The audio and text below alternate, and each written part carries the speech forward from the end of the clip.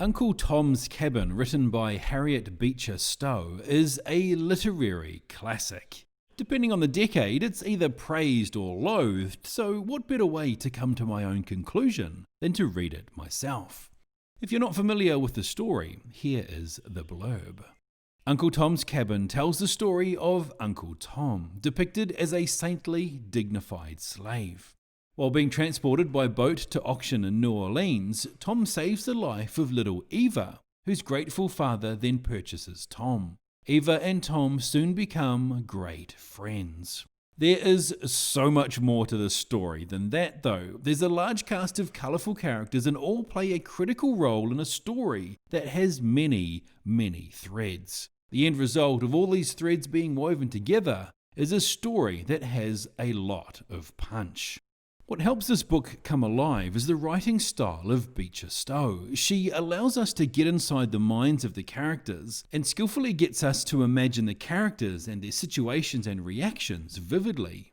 For example, George had stood like one transfixed at hearing his doom thus suddenly pronounced by a power that he knew was irresistible. He folded his arms, tightly pressed his lips, but a whole volcano of bitter feelings burned in his bosom and sent streams of fire through his veins. He breathed short and his large dark eyes flashed like live coals, and he might have broken out into some dangerous ebullition had not the kindly manufacturer touched him on the arm and said in a low tone, "Give way, George. Go with him for the present. We'll try to help you yet."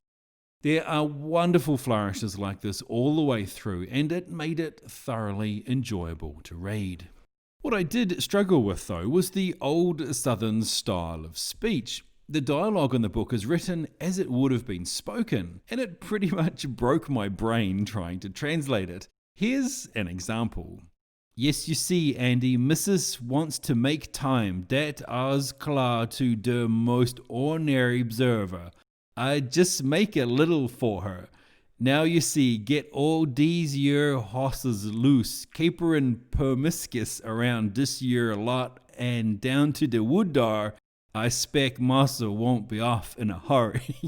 Which translated means, yes, you see, Andy, the mistress wants to delay some time. That is clear to the most ordinary observer.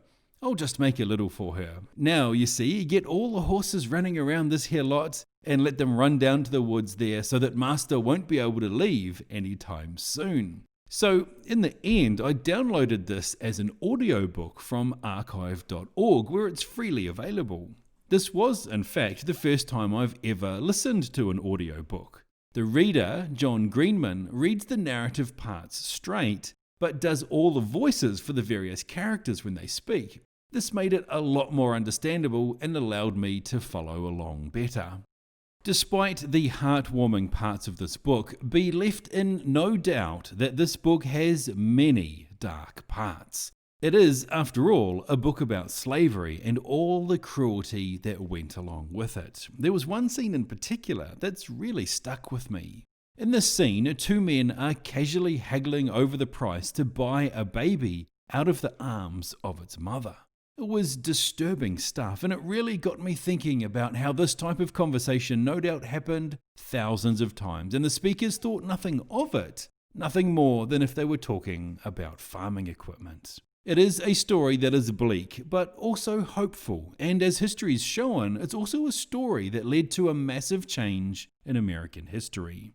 Regardless of whatever the current day's feelings are on it, there's no denying that it is a book that has left a lasting impact. This book is readily available due to its age, and I recommend that you pick it up.